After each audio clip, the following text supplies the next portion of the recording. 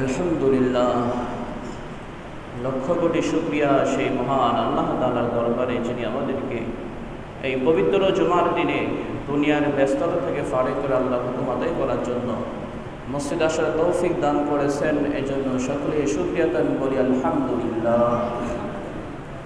লক্ষ কোটি দরুদ ও সালাম বর্ষিত হোক মানবতার মুক্তির দূত রাহমাতুল লিল আলামিন শাফিউল মুজরিমিন খাতামুল আম্বিয়া মুহাম্মদুর রাসূলুল্লাহ সাল্লাল্লাহু আলাইহি ওয়াসাল্লামের প্রতি। সকলে বলি সাল্লাল্লাহু আলাইহি ওয়াসাল্লাম। মুহতারাম হাজিরিন, জুমার দিন হলো পবিত্র দিন এবং বরকতময় দিন। সুতরাং এই দিনের বরকতগুলো আমাদের অর্জন করা চাই এবং এই দিনের পবিত্রতা রক্ষা করাও আমাদের জন্য জরুরি। কিন্তু দুঃখজনক বিষয় দেখা যায় যে আমরা এই জুমার দিনের পবিত্রতা ঠিকমতো রক্ষা করতে পারি না এবং এই দিনের বরকত আমরা ঠিকমতো হাসিল করতে পারি না। এই দিনের বরকত এবং পবিত্রতা রক্ষা হবে কিভাবে, বরকত অর্জন হবে কিভাবে? গুনাহ থেকে মুক্ত থাকতে হবে। আমাদের দ্বারা আমাদের জানা অজানা ইচ্ছায় অনিচ্ছায় অনেক গুনাহ হয়ে যায়। এই শুক্রবারের দিন যখন আসে, জুমার দিন যখন আসে, বিশেষ করে তো আমাদের আরও বেশি সতর্ক হওয়া উচিত যেন কমপক্ষে এই দিনটায় আমাদের দ্বারা গুনাহ কম হয়। তাহলে এই দিনের বরকত আমাদের হাসিল হবে এবং পবিত্রতা রক্ষা পাবে। কিন্তু অনেকেই পরিকল্পিতভাবে এই দিনে অনেক গুনাহ করার জন্য প্রস্তুত থাকে।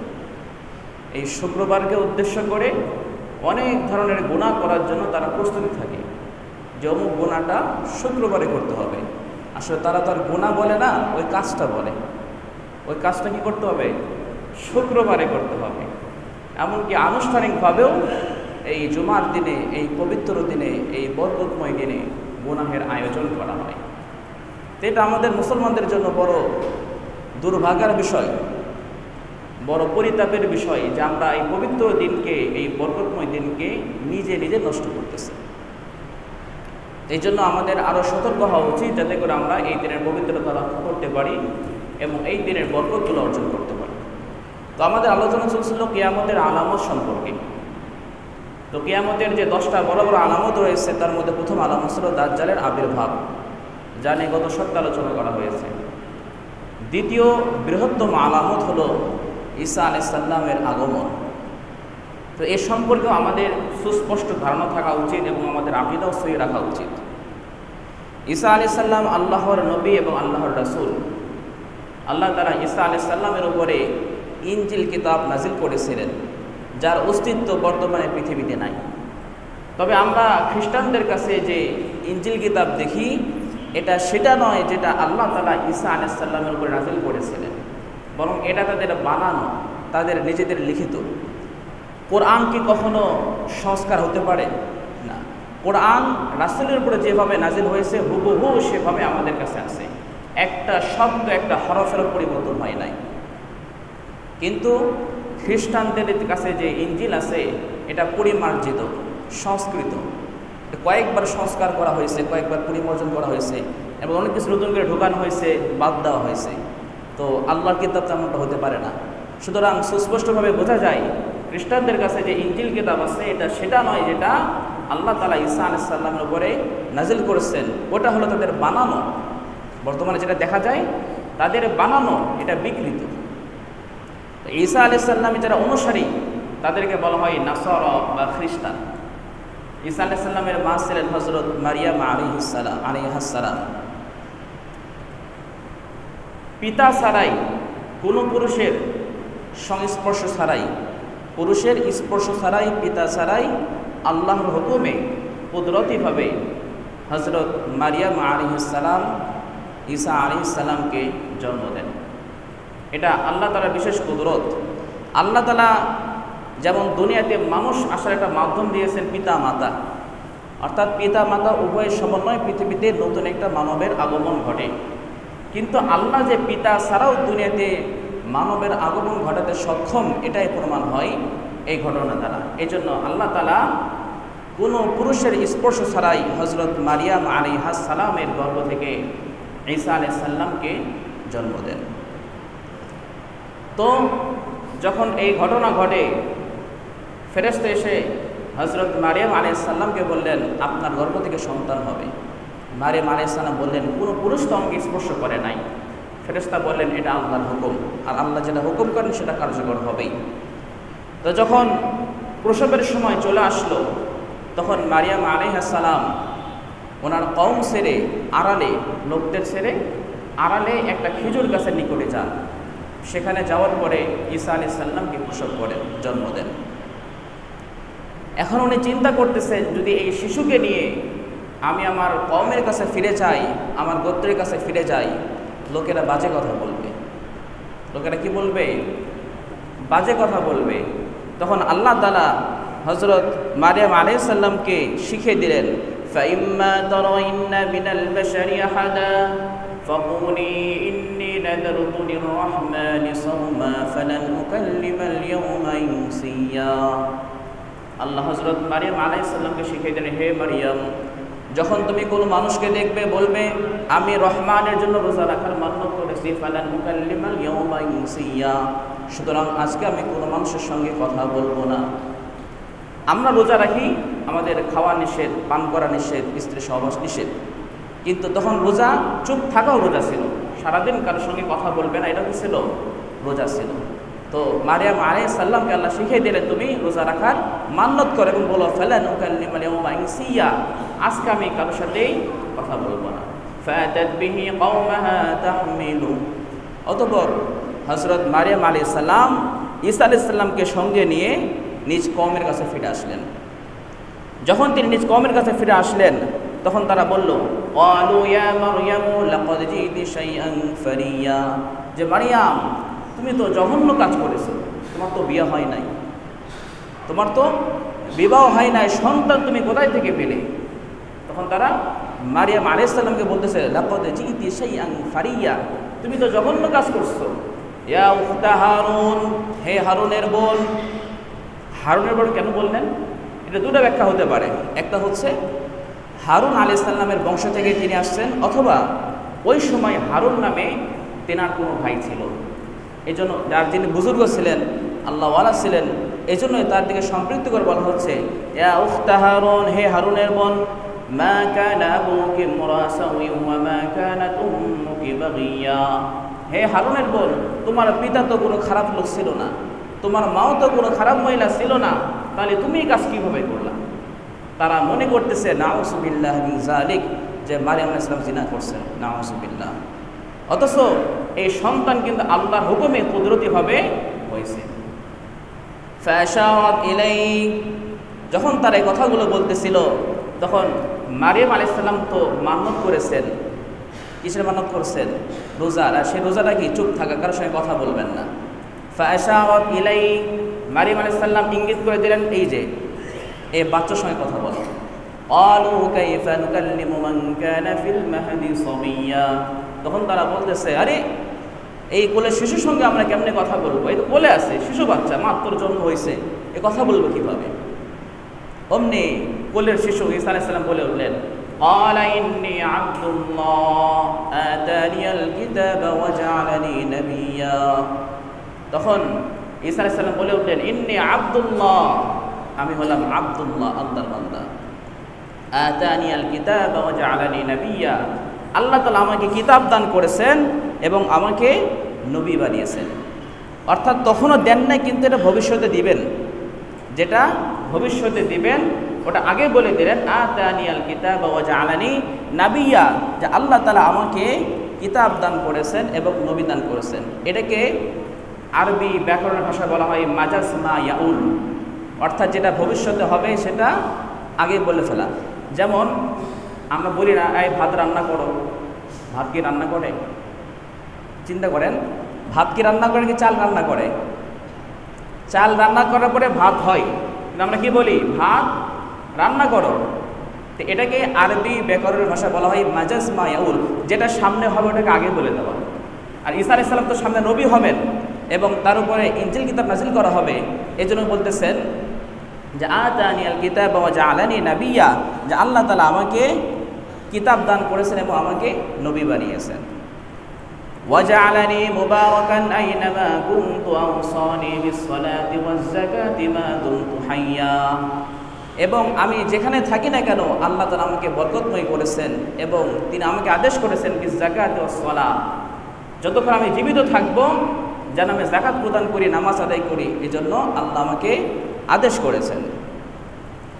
وبرا بوالدتي ولم يجعلني جبارا شقيا, এবং আমাকে বানিয়েছেন আমার মায়ের অনুগত। ওয়ালাম ইয়াজআলনি জাব্বারান শাকিয়া, আমাকে জাব্বার উদ্ধত অহংকারকারী বানান নাই, শাকিয়া আমাকে কঠোর বানান নাই।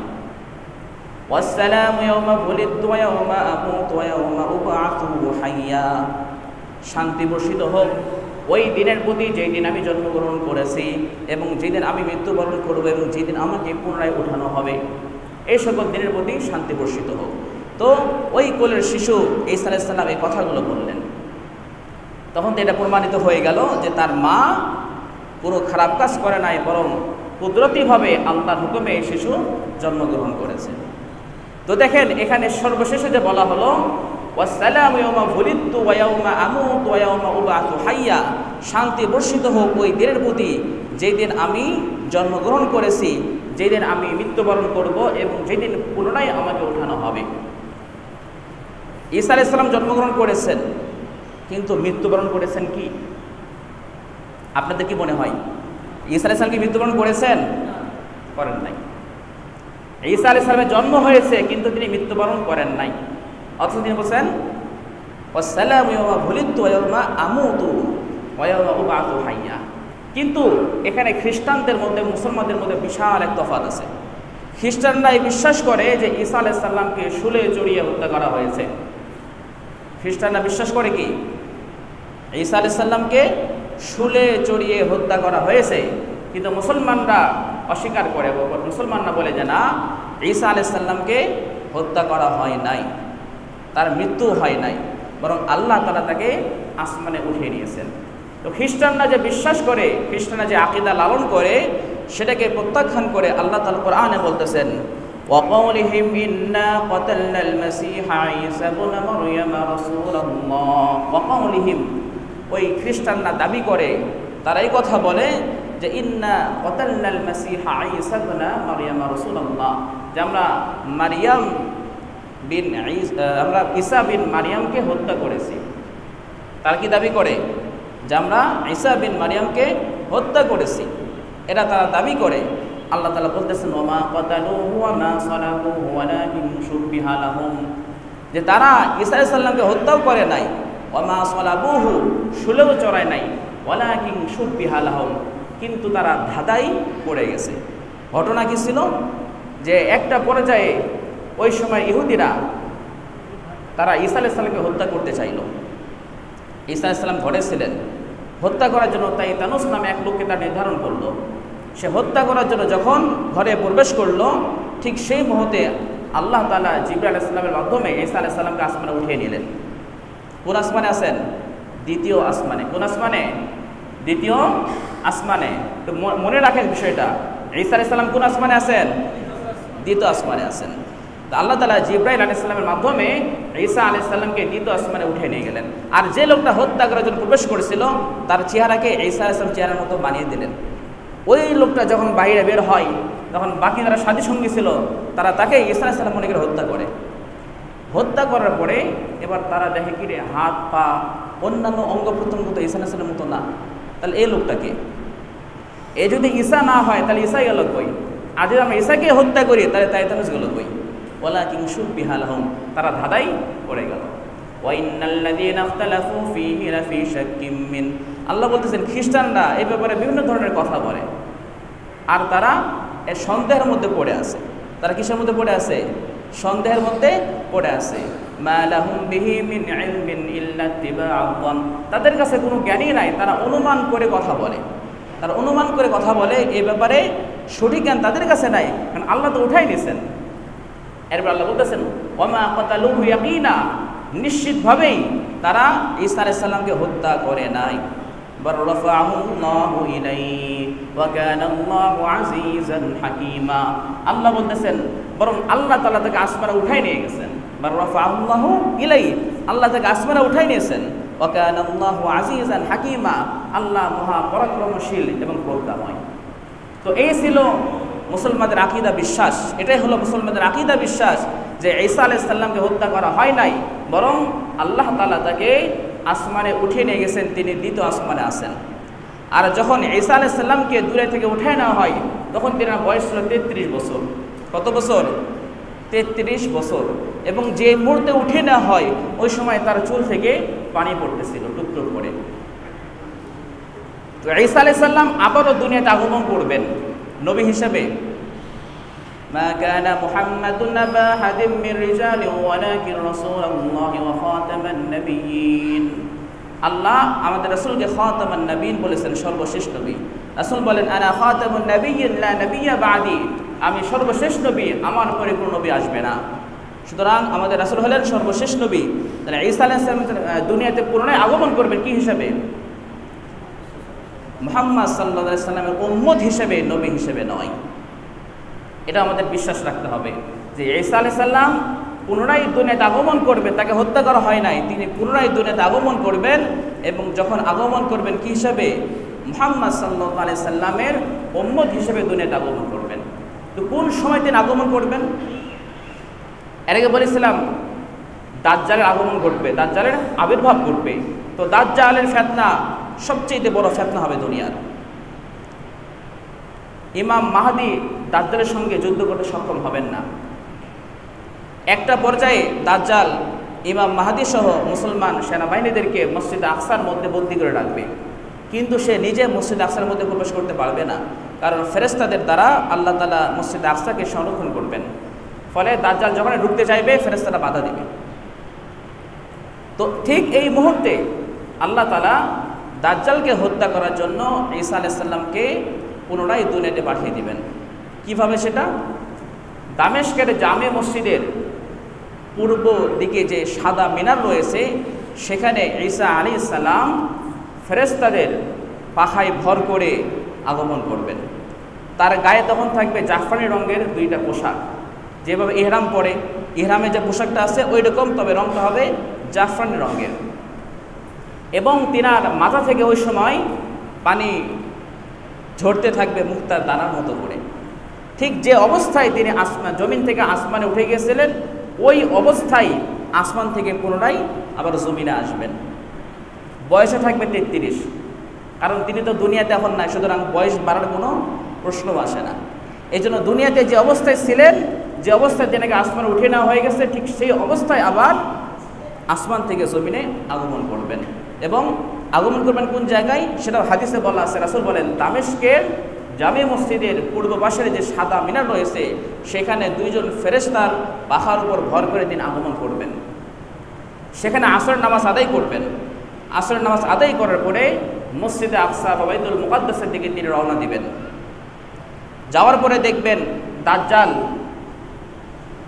হযরত ইমাম মাহদী আলাইহিস সালাম সহ মুসলমানদেরকে মসজিদে আকসার মধ্যে বন্দী করে রাখছে। হযরত ঈসা আলাইহিস সালাম যখন মসজিদ আকসায় প্রবেশ করবেন সেই মুহূর্তে ফজরের নামাজের জন্য ইকামত দেওয়া হবে। যে সময়টা প্রবেশ করবেন সেই সময়টা থাকবে যখন ফজরের নামাজের জন্য ইকামত দেওয়া হচ্ছে। যখন ঈসা আলাইহিস সালাম মসজিদে প্রবেশ করবেন সকলে দেখে চিনে ফেলবে, ইমাম মাহদী আলাইহিস সালামও চিনে ফেলবেন। চিনে ফেলার পরে ইমাম মাহদী আলাইহিস সালাম পিছনে সরে আসতে চাইবেন এবং ঈসা আলাইহিস সালামকে নামাজের জন্য সামনে অগ্রসর করতে চাইবেন, বলবে যে আপনি নামাজ পড়ান। তখন ঈসা আলাইহিস সালাম বলবেন লা ইন্না বা'যুকুম আলা বা'যিল উমারা, নিশ্চয় আমির তোমাদের মধ্যে থেকেই হবে, আর এটা হলো উম্মতে মুহাম্মাদির ফজিলত। সুবহানাল্লাহ, উম্মতে মুহাম্মাদি এত বেশি ফজিলত যে ঈসা আলাইহিস সালাম যে নবী ছিলেন কিন্তু আসবেন উম্মত হিসেবে, উনি থাকা অবস্থাতেও এই উম্মতে মুহাম্মাদের একজন উম্মত তিনি নামাজের ইমামতি করবেন আর তিনি পিছনে থাকবেন। এটা কেন হলো? এটা উম্মতে মুহাম্মাদির ফজিলত। ফজর নামাজ আদায় করবেন।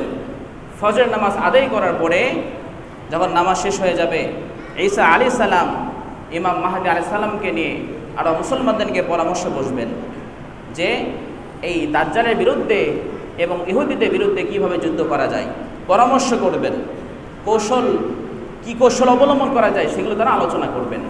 আর ওই মুহূর্তে দাজ্জালের সঙ্গে থাকবে 70,000 ইহুদি। কত থাকবে? প্রায় 70,000 ইহুদি থাকবে দাজ্জালের সঙ্গে, যারা মসজিদে আকসাকে পুরোটা ঘিরে রেখেছে মুসলমানদের হত্যা করার জন্য।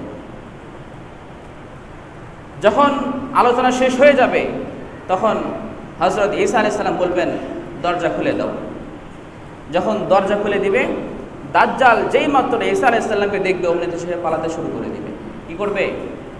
দাজ্জাল ঈসা আলাইহিস সালামকে দেখা মাত্রই পালাতে শুরু করে দিবে। কারণ দাজ্জাল খুব ভালো করেই জানে যে ঈসা আলাইহিস সালামের সঙ্গে লড়ার তার ক্ষমতা নাই। আল্লাহ তাআলা সে সময় ঈসা আলাইহিস সালামকে একটা বিশেষ শক্তি দান করবেন, যা ইতিপূর্বে কারো ছিল না। সেই শক্তি কি? মুসলিম শরীফের হাদিস আছে, রাসূলুল্লাহ সাল্লাল্লাহু আলাইহি ওয়াসাল্লাম বলেন, লা ইয়াহিল্লু লিকাফিরিন ইয়াজিদু রিহা নাফসি ইল্লা মাতা। ঈসা আলাইহিস সালামের নিঃশ্বাস যেই ইহুদির গায়ে লাগবে সে মারা যাবে। ঈসা আলাইহিস সালামের নিঃশ্বাস যে ইহুদির গায়ে লাগবে সে সঙ্গে সঙ্গে মারা যাবে। ওয়া নাফসুহু ইয়ানতাহি হাইথু ইয়ানতাহি তারফুহু। আর ঈসা আলাইহিস সালামের নিঃশ্বাস কত দূর যাবে? যত দূর দৃষ্টি যায়। ঈসা আলাইহিস সালামের দৃষ্টি যত দূর যাবে তত দূর তার নিঃশ্বাসও যাবে। আর এই নিঃশ্বাস যে ইহুদির গায়ে লাগবে সে তৎক্ষণাৎ মারা যাবে। সুতরাং কোনো ইহুদি ঈসা আলাইহিস সালামের ধারে কাছেও আসতে পারবে না। এটা ঈসা আলাইহিস সালামের বিশেষ শক্তি থাকবে। এরপরে ঈসা আলাইহিস সালাম দাজ্জালকে তাড়াতে শুরু করবেন, ধাওয়া দেওয়া শুরু করবেন। দাজ্জাল তো পালাইতেছে। তো যুদ্ধের ময়দানে যখন সেনাপতি পালাইয়ে যায় তখন সৈন্যদের কাজ আছে। যুদ্ধের ময়দানে যখন সেনাপতি পালাই গেল, সৈন্য আর কি করবে? তারাও পালাতে শুরু করে দেয়। তো যখন দাজ্জাল পালাতে শুরু করে দিল তখন 70,000 ইহুদি তারাও পালাতে শুরু করে দিবে। ঈসা আলাইহিস সালাম দাজ্জালের পিছনে তাকে তাড়া করবেন। তাড়া করতে করতে ফিলিস্তিনের বাবে লুত নামে একটা জায়গা আছে, সেটাও হাদিসে বলা আছে। ওই বাবে লুত নামক স্থানে দাজ্জালকে বর্ষার আঘাতে হত্যা করবেন। আর এইদিকে ইহুদিরা বিভিন্ন জায়গায় পালাতে থাকবে। কখনো এটা পাথরের আড়ালে লুকিয়ে থাকবে, কখনো গাছের আড়ালে লুকিয়ে থাকবে। সেই বিষয়টা রাসূলুল্লাহ সাল্লাল্লাহু আলাইহি ওয়াসাল্লাম বলতেছেন, মুসলিম শরীফের হাদিস, ফায়াকুলুল হাজারু আফি শাজারু ইয়া মুসলিম ইয়া আব্দুল্লাহ হাযা ইয়াহুদিয়ুন খালফি ফাতাআল ফাকতুলহু। তখন আল্লাহ তাআলা ওই পাথরের ওই গাছের জবানকে খুলে দিবেন। তখন পাথর বলবে, হাযা ইয়াহুদিয়ুন ইয়া মুসলিমু ইয়া আব্দুল্লাহ, হে মুসলিম, হে আল্লাহর বান্দা, হাযা ইয়াহুদিয়ুন খালফি, এই দেখো ইহুদি আমার পেছনে লুকিয়ে আছে, ফাতাআল, তুমি আসো, ফাকতুলহুকে হত্যা করো। আল্লাহ তাআলা পাথরের জবানকে খুলে দিবে। আল্লাহ তাআলা গাছের জবানকে খুলে দিবে। গাছও বলবে, ফায়াকুলুল হাজার ফায়াকুলুশ শাজার, গাছ বলবে, ইয়া মুসলিম ইয়া আব্দুল্লাহ, হে মুসলিম, হে আল্লাহর বান্দা, হাযা ইয়াহুদিয়ুন খালফি, এই দেখো ইহুদি আমার পেছনে লুকিয়ে আছে, ফাতাআল, তুমি আসো, ফাকতুলহুকে হত্যা করো। এভাবে আল্লাহ তাআলা পাথরের জবানকে খুলে দিবেন, গাছের জবানকে খুলে দিবেন। তারা ইহুদিদেরকে বলে দিবে পরিচয়। তখন মুসলমান ওখান থেকে ইহুদিদের টেনে টেনে বের করে হত্যা করবে। আচ্ছা বলেন তো, ইহুদিরা কি এগুলো জানে না? এগুলো যে হাদিসে বলা আছে ভবিষ্যৎবাণী, যে হাদিসে বলা আছে, মুসলিম শরীফের হাদিস, বুখারীর হাদিস, এরকম সহিহ সহিহ কিতাবের হাদিসে এই ভবিষ্যৎবাণী বলা আছে, ভবিষ্যৎবাণীগুলো এগুলো কি ইহুদিরা জানে না? বলেন জানে কি না? জানে। ইহুদিরা কিন্তু এগুলো জানে। সাথে এই হাদিসের শেষ অংশ ইহুদিরা জানে। শেষ অংশ কি? ইল্লাল গারকাত ফাইন্নাহু মিন শাজারিল ইয়াহুদ। রাসূল বলেন, তবে গারকাত নামে একটা গাছ আছে, ওই গাছ বলে দিবে না, কারণ ফাইন্নাহু মিন শাজারিল ইয়াহুদ, এই গাছ হলো ইহুদি গাছ। এই গাছটা কি? ইহুদি গাছ। গত সপ্তাহে আলোচনায় বলছিলাম গারকাত গাছের কথা, এবং আপনাদেরকে বলছিলাম দেখার জন্য। কেউ দেখছেন? দেখছেন কেউ? আচ্ছা, মনে হয় দেখা হয় নাই। তো দেখেন একটা বিষয়, যে গারকাত গাছটা দেখতে কেমন এটা আমরা এখনো চোখে দেখি নাই। নেটে সার্চ করলে পাওয়া যায় গারকাত গাছ দেখতে কেমন, কিন্তু আমরা তবুও দেখলাম না। কিন্তু যখন আমাদের মধ্যে গাফলাতি অবস্থান করছে, যে আমরা নেটে সার্চ করলে দেখা যায়, তবুও একটু আগ্রহ নিয়ে গারকাত গাছটা দেখতে কেমন সেটা দেখতেছি না, ঠিক সেই মুহূর্তে কিন্তু ইহুদিরা ওই গাছের বাগান তৈরি করতেছে। বিশাল বিশাল গাছের বাগান আছে গারকাত গাছের ইসরায়েলে, এবং ফিলিস্তিনের অনেক ভূখণ্ডেও আছে। তারা এখন থেকে প্রস্তুতি শুরু করে দিয়েছে, কারণ ইহুদিরা জানে যে কোনো পাথর, কোনো গাছ আমাদের রক্ষা করবে না এই গারকাত গাছ ছাড়া। এই জন্য এখন থেকে দাজ্জাল কবে আসবে আল্লাহ ভালো জানে। কিন্তু এখন থেকে ইহুদিদের প্রস্তুতি শুরু হয়ে গেছে। তারা গারকাত গাছে খুব হেফাজত করে এবং প্রচুর পরিমাণে চতুর্দিকে লাগায় রাখছে। কিন্তু আমরা মুসলমানেরা এখনও গারকাত গাছ চিনি না, হয়তো এই প্রথম নাম শুনলাম, কখনো চোখেও দেখি নাই। এই জন্য, ঠিক এই কারণে আজকে পৃথিবীর প্রান্তে প্রান্তে মুসলমানরা নির্যাতিত নিপীড়িত হচ্ছে। কি জন্য? আমরা এতটাই গাফলতির মধ্যে ডুবে আছি। আমার শত্রু যখন আমাকে হত্যা করার পরিকল্পনা করে, তখন আমি গাফলতের মধ্যে ডুবে আছি। এই ইহুদি খ্রিস্টানরা আমাদের পরস্পরের মধ্যে ঝগড়া, বিবাদ, মারামারি, হানাহানি তৈরি করে দিয়েছে। আমরা মুসলমানেরা একে অপরের সঙ্গে ঝগড়া করতে ব্যস্ত, মারামারি করতে ব্যস্ত, দলাদলি নিয়ে ব্যস্ত, আমাদেরকে এভাবে ব্যস্ত রাখছে। আর তারা আগামী 100 বছরে মুসলমানদের কীভাবে হত্যা করা যায় সেই পরিকল্পনা তৈরি করতেছে। তাহলে আপনি আমি মুসলমান ওই ইহুদির সঙ্গে কিভাবে জিতব? আমরা যে পৃথিবীর বিভিন্ন জায়গায় মার খাইতেছি, এটা কেন? আমাদের গাফলতির কারণে, আমাদের দোষের কারণে আমরা মার খাইতেছি। কারণ আমরা এত বেশি গাফেল। ইহুদিরা 100 বছরের পরিকল্পনা করে যে আগামী 100 বছরে তারা কিভাবে মুসলমানদের হত্যা করবে, আর আমরা ওই সময় নাকি তেল দিয়ে ঘুমাই, ঝগড়া বিবাদ করি, দলাদলি ব্যস্ত থাকি। আর যে ফিলিস্তিনকে দখল করছে ইহুদিরা, এটা তাদের নতুন পরিকল্পনা ছিল না, অনেক আগের পরিকল্পনা। যারা এই ইতিহাস পড়ছেন তারা ভালো করে জানবেন, ইহুদিরা দীর্ঘ পরিকল্পনা নিয়ে ফিলিস্তিনে আসছিল। প্রথমে তারা শরণার্থী হিসেবে আসছিল, ফিলিস্তিন দখল করতে আসে নাই। যে আমাদের থাকার জায়গা নাই, হিটলার মারতেছে, হিটলার যেখানে ইহুদিকে পায় সেখানে মারতেছে, থাকার কোনো জায়গা নাই। তখন ইহুদিরা ফিলিস্তিনে শরণার্থী হিসেবে থাকলো। কি হিসাবে? শরণার্থী হিসাবে। কিন্তু তখন শরণার্থীর উদ্দেশ্য ছিল না, তারা এই উদ্দেশ্যে ঢুকছে যে এই ভূখণ্ড আমরা দখল করব, মুসলমানদের তাড়িয়ে দিব। কিন্তু দেখাইলো কি? শরণার্থী, আমি অসহায়, আমি বিপদে পড়ে আছি। এভাবে সে ফিলিস্তিনের ভূখণ্ডে ঢোকে। এরপরে ধীরে ধীরে তারা পুরো ফিলিস্তিনকে দখল করলে। আর এখন কি অবস্থা দেখেন। সুতরাং ইহুদিরা যে মুহূর্তে আমাকে হত্যা করার পরিকল্পনা করছে, মুসলমানদেরকে নিঃশেষ করে তার পরিকল্পনা করছে, সেই মুহূর্তে মুসলমানরা নিজেদের পরস্পরের মধ্যে ফিতনা ফাসাদ মারামারি নিয়ে ব্যস্ত আছে। সুতরাং আমাদের হালত যদি অবস্থা এখনও থাকে, আগামী তো আমরা ইহুদিদের সঙ্গে পারবো না, খ্রিস্টানদের সঙ্গে লড়তে পারবো না। এই জন্য মুসলমানদের আরও বেশি সচেতন হওয়া লাগবে।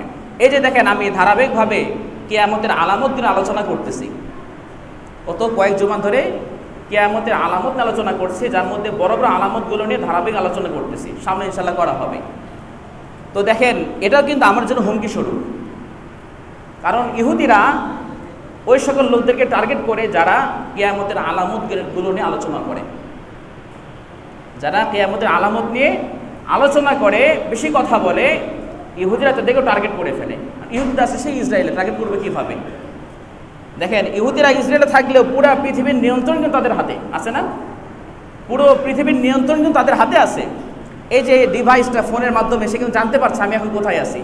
সুতরাং সে চাইলে আমাকে বের করতে পারবে খুব সহজে। কারণ এই যে ফাঁদ পেতে রাখছে পুরা দুনিয়ার মধ্যে, এটা তাদের একটা ফাঁদ।